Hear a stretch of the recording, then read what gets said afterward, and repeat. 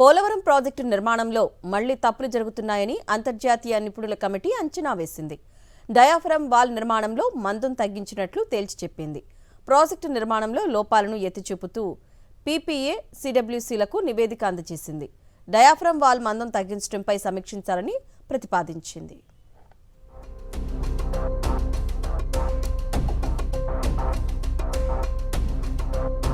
Polavaram project ప్రధాన dam gap 2లో కేంద్ర జల సంఘం ఆమోదించిన డిజైన్కు విరుద్ధంగా డయాఫ్రమ్ వాల్ పనులు చేస్తుండడాన్ని అంతర్జాతీయ నిపుణుల కమిటీ తీవ్రంగా ఆక్షేపించింది.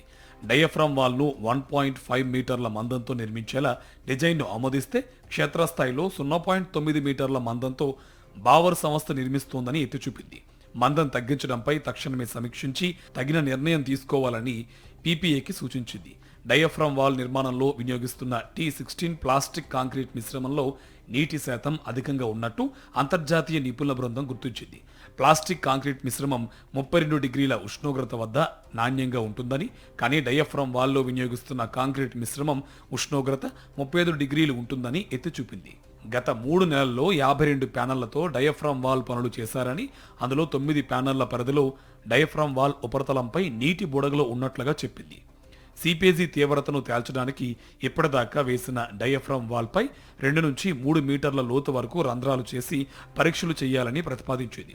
ప్రాజెక్టు భద్రత దృష్ట్యా సిపేజీ ఉన్న ప్యానెళ్ల పరిధిలో డయాఫ్రమ్ వాల్ పైభాగంలో 1 నుంచి 2 మీటర్ల లోతు వరకు తొలగించి మళ్లీ కొత్తగా వేయాలని పీపీఏకు సూచించింది.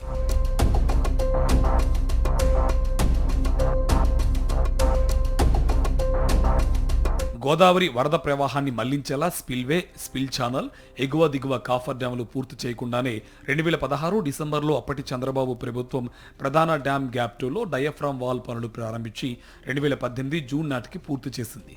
దీంతో 2018 జూన్ తర్వాత వచ్చిన వరదలకు కోతకు గురై దెబ్బతింది. దాంతో దెబ్బతిన్న దాని స్థానంలో కొత్త డయాఫ్రమ్ వాల్ వేయాలని సిడబ్ల్యూసీ నిర్ణయించింది.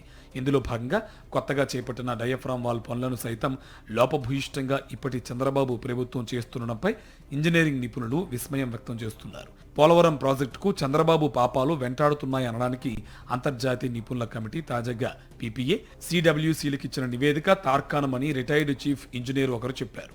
పోలవరం ప్రాజెక్టు పనుల్లో ఎదురవుతున్న సవాళ్లను అధిగమించడానికి ఏడాది క్రితం అంతర్జాతీయ నిపుణుల కమిటీని సిడబ్ల్యూసీ ఏర్పాటు చేసింది. ఈ కమిటీ 4వసారి గత నెల 5 నుంచి 9వ తేదీ వరకు పోలవరం ప్రాజెక్టు పనులను క్షేత్రస్థాయిలో పరిశీలించి అధికారులు, కాంట్రాక్టు సంస్థలతో సమీక్షించింది. క్షేత్రస్థాయి పర్యటనలో గుర్తించిన అంశాలు, అధికారుల సమీక్షలో వెల్లడైన విషయాల ఆధారంగా ఈ నెల 4న పీపీఏ, సిడబ్ల్యూసీలకు అంతర్జాతీయ నిపుణుల కమిటీ నివేదిక ఇచ్చింది. ప్రాజెక్టు పనుల్లో లోపాలను ఎత్తిచూపుతూ వాటిని సరిదిద్దుకోవడానికి చేపట్టాల్సిన చర్యలను ఆ నివేదికలో సిఫార్సు చేసింది. ప్రధాన డ్యామ్ గ్యాప్ 2లో డయాఫ్రమ్ వాల్ పనులను 66,000 చదరపు మీటర్ల పరిధిలో చేయాలి.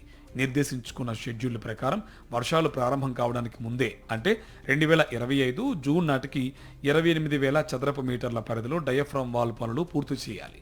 2025 ఏప్రిల్ నాటికి 15,000 చదరపు మీటర్ల పరిధిలో పనులు పూర్తి చేయాల్సి ఉండగా 12,000 చదరపు మీటర్ల పరిధిలో మాత్రమే పూర్తయ్యాయి. అంటే 3,000 చదరపు మీటర్ల పరిధిలో పనులు వెనుకబడినట్టు స్పష్టమవుతోందని నిపుణుల కమిటీ తేల్చింది. పనుల్లో జాప్యానికి కాంట్రాక్టు సంస్థ బావర్ చెప్తున్న కారణాలు సహేతుకంగా లేవని నిపుణుల కమిటీ కుండబద్దలు కొట్టింది. డయాఫ్రమ్ వాల్ ప్యానెళ్లను అత్యంత సౌండ్ హార్డ్ రాక్ లోపలికి 2 మీటర్ల లోతు వరకు దించితేనే సిపేజీని సమర్థవంతంగా నియంత్రించవచ్చని పేర్కొంది. అలా చేయడం వల్లే పనులు ఆలస్యం అవుతున్నాయని చెప్పడం విడ్డూరమని కమిటీ పేర్కొంది.